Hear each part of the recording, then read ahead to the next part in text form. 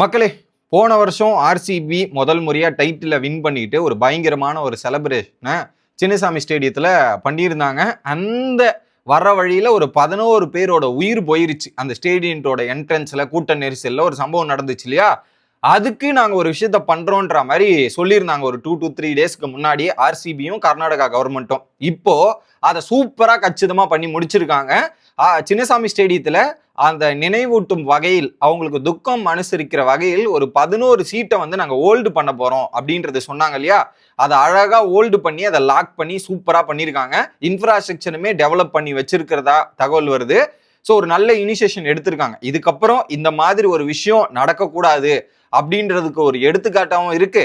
அந்த 11 பேருக்கு ஒரு ஆறுதல் சொல்ற விதமாகவும் அவங்க ஃபேமிலியை ஆறுதல் படுத்த முடியாது, பட் அதுக்கு எங்களால முடிஞ்சதை ஒன்று பண்றோன்ற மாதிரி பண்ணியிருக்காங்க. இதை பத்தின கருத்தை கமெண்ட் செக்ஷன்ல சொல்லிருங்க.